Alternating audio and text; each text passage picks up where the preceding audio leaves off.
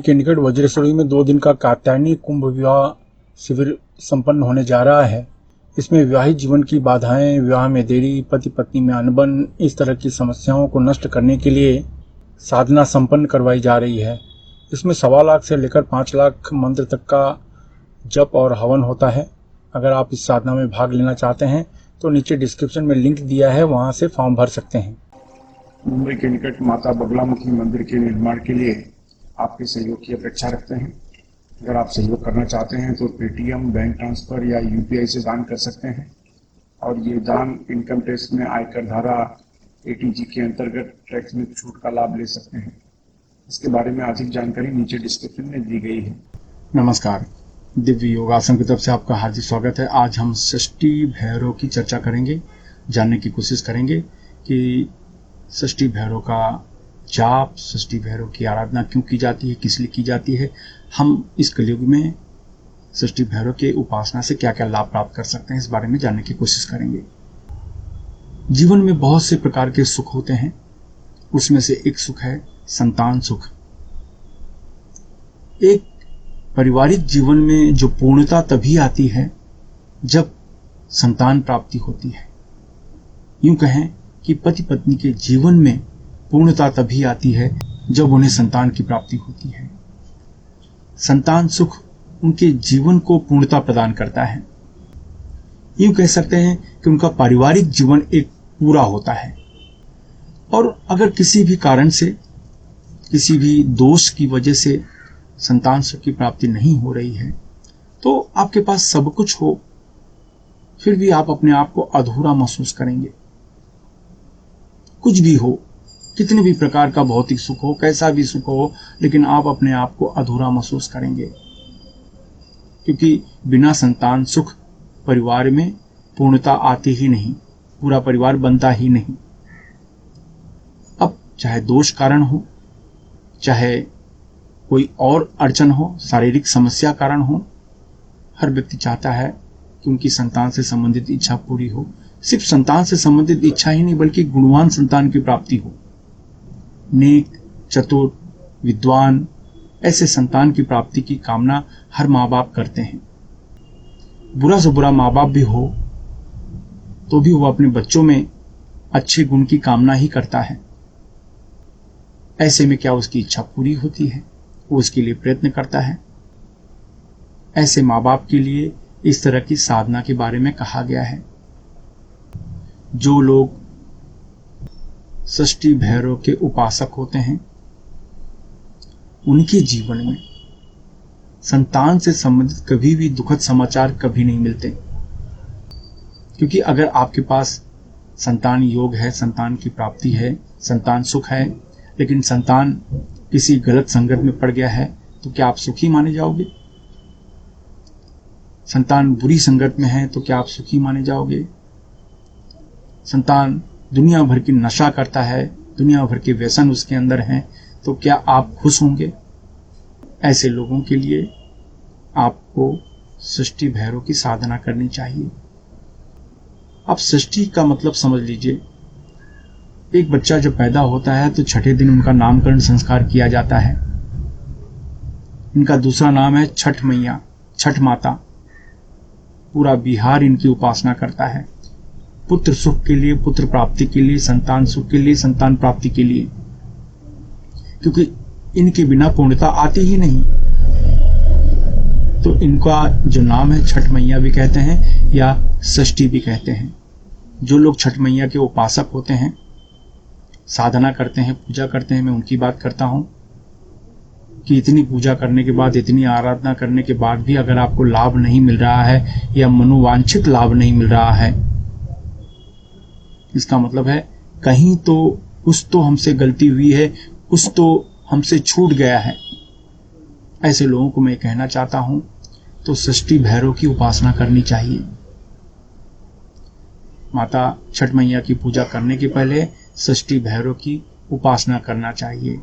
यानी षष्ठी छठ मैया के जो भैरव होते हैं, उनकी उपासना के बिना संतान प्राप्ति, संतान सुख, संतान से संबंधित अच्छी खबर मिलना बहुत मुश्किल हो जाता है। और छठ मैया के जो भैरव माने जाते हैं, छठ माता के जो भैरव माने जाते हैं, उनका नाम है कार्तिकेय। साउथ में उनको मुरुगन कहा जाता है। उनका एक और नाम है स्कंद।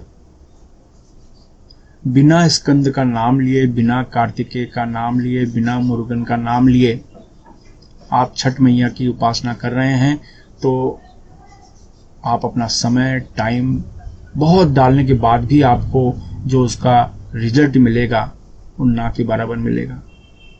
जो सफलता होगी वो ना के बराबर होगी।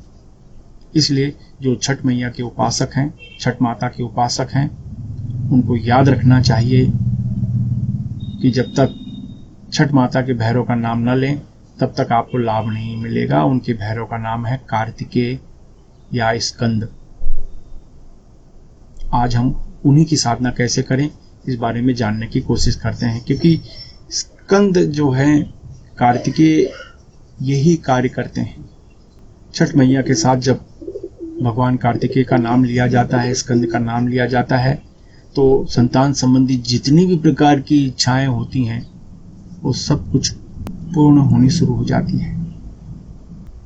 आइए जानते हैं इनका अभ्यास कैसे करें। ढीले ढाले वस्त्र पहनकर किसी भी शांत कमरे में बैठ जाओ। अगर आप जमीन पर नहीं बैठ सकते हैं तो किसी कुर्सी पर, सोफे पर शांत होकर बैठ जाओ। आगे चक्र पर पिंच करो, 10 बार आप प्राणायाम करो, यानी जोर से सांस खींचो, जितनी देर तक हो सके रोक के रखो, फिर धीरे से छोड़ो। इस तरीके से 10 बार आप सामान्य प्राणायाम करें।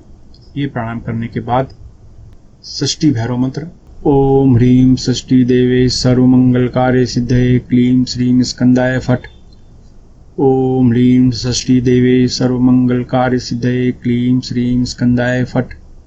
ओम ह्रीं षष्ठी देवे सर्वमंगलकार्य सिद्धये क्लीं श्रीं स्कंदाय फट। ओम ह्रीं षष्ठी देवे सर्वमंगलकार्य सिद्धये क्लीं श्रीं स्कंदाय फट। इस मंत्र का उपांशु जाप करना चाहिए, यानी धीमी आवाज में जाप करें। आपकी आवाज आपके कमरे से बाहर जाने न पाए। बहुत सिंपल है, इसमें कोई ऐसा नियम नहीं है कि कुछ आपको करना है, किसी की फोटो लगानी है, ये भी करने की जरूरत नहीं है। बस इस तरह की मुद्रा बनाएं और ये मंत्र का जाप करें। और ये मंत्र का जाप आपको करना है 21 दिन। 21 दिन तक आधा आधा घंटा इस मंत्र का जाप करें। अगर इस मंत्र को मियाँ बीबी यानी पति पत्नी मिलकर जाप करें तो सोने पे सुहागा और ज्यादा आपको लाभ मिलेगा। तो इस तरह की मुद्रा बनाएं और ये मंत्र का जाप करें। आगे चक्र पर ध्यान देते हुए ये मंत्र का जाप करें। कोई नियम नहीं, कोई विधान नहीं, सिर्फ इस मंत्र का आप जाप करें इस तरीके से। हाँ, इसकी खास बात यह है कि उगते सूर्य की तरफ, उगते सूर्य के समय यानी सुबह के समय अगर इस मंत्र का जाप करें तो आपको फल बहुत अच्छा मिलता है, रूटीन। और अगर आप ऐसा महसूस करते हैं कि आपके बच्चे गलत दिशा में जा रहे हैं, गलत लाइन में जा रहे हैं, व्यसन है, बहुत सी समस्या है, माँ बाप को अहमियत नहीं दे रहे हैं, इस तरह का अगर आप महसूस करते हैं तो सूरज डूबने के बाद करें। यानी रूटीन रूप से सुबह के समय प्रैक्टिस करें, अभ्यास करें।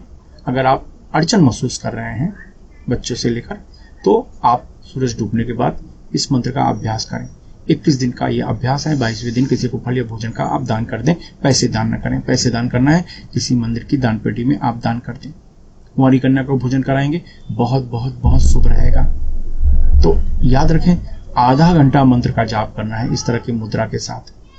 अगर किसी माला से इस मंत्र का जाप करना चाहते हैं तो स्फटिक की माला, मूंगा माला से इस मंत्र का आप जाप कर सकते हैं। इस मंत्र को किसी भी शुक्ल पक्ष की षष्ठी के दिन, बुधवार के दिन इस मंत्र का जाप शुरू कर सकते हैं। तो ये जो मंत्र है, आपकी जो इच्छाएं होती हैं पुत्र से संबंधित, उन इच्छाओं की पूर्ति करता है। इससे आपको बहुत बहुत लाभ मिलता है। लेकिन अगर आपको लाभ मिले तो एक नियम हमेशा बना के रखें, किसी के लिए निस्वार्थ भाव से मदद किसी भी व्यक्ति की जरूर करें। कोई भी व्यक्ति हो सकता है, निस्वार्थ, उसमें कोई स्वार्थ नहीं होना चाहिए, तो उनकी मदद अवश्य करें। इस तरीके से अब जानते हैं इसके कुछ नियम। अपनी पूरी श्रद्धा बनाए रखें। इस मंत्र को गृहस्थ सन्यासी कोई भी जप कर सकता है। इस अभ्यास में दीक्षा की जरूरत इसलिए नहीं होती क्योंकि आप अपने आगे चक्र पर ध्यान देकर मंत्र जपते हैं। इस मंत्र से शरीर में अत्यधिक गर्मी पैदा होती है, इसलिए ढीले ढाले वस्त्र पहनकर अभ्यास करें। महिलाओं को सम्मान दें। पति पत्नी अगर इस मंत्र का अभ्यास करें तो 10 गुना ज्यादा लाभ मिलता है। अगर आप नौकरी कर रहे हैं, बेरोजगार हैं या आप विद्यार्थी हैं, गृहिणी हैं, तो इस मंत्र को पूरी दिशा की तरफ मुंह करके जपें। अगर आप व्यापार कर रहे हैं या कला के क्षेत्र में हैं, तो इस मंत्र को पश्चिम दिशा की तरफ मुंह करके जपें। अगर आप लॉटरी, सट्टा, शेयर मार्केट से जुड़े हैं या बैंकिंग क्षेत्र, मेडिकल क्षेत्र, होटल के व्यवसाय के क्षेत्र में हैं, तो इस मंत्र को उत्तर दिशा की तरफ मुंह करके जपें। अगर आप जमीन खरीदने बेचने का कार्य करते हैं, खेती का कार्य, कोयला, लोहा, चमड़ा तथा तेल के क्षेत्र में हैं, या कोई ऐसा कार्य करते हैं जिसमें आपको ब्रोकरेज देना पड़े या लेना पड़े, यानी दलाली लेनी पड़े या देनी पड़े, तो इस मंत्र को दक्षिण दिशा की तरफ मुंह करके जपें। इस मंत्र का जप 18 वर्ष के ऊपर कोई भी स्त्री पुरुष कर सकता है। याद रखें, जब भी आप कोई अच्छे कार्य की शुरुआत करते हैं या संकल्प करते हैं, तुरंत कोई न कोई अड़चनें आनी शुरू हो जाती है। इसलिए प्रबल संकल्प के साथ अभ्यास करें। इस मंत्र का जाप सूर्यास्त के बाद करें तो लाभ ज्यादा मिलेगा। धूम्रपान, मद्यपान, व्यसन, मांसाहार से बचें। ब्रह्मचर्य का सख्ती से पालन करें। मासिक धर्म की समस्या में महिलाएं 3 से 5 दिन का गैप करके फिर आगे कंटिन्यू कर सकती हैं। इस अभ्यास को किसी भी शांत कमरे में कर सकते हैं। अभ्यास समाप्त होने के बाद अश्विनी या वज्रोली मुद्रा अवश्य अपनाएं। यह मुद्रा आपको ब्रह्मचर्य का पालन करने में मदद करती है। अश्विनी या वज्रोली मुद्रा क्या है, यह जानने के लिए नीचे डिस्क्रिप्शन में लिंक दिया है, वहां से आप जानकारी प्राप्त कर सकते हैं। धन्यवाद।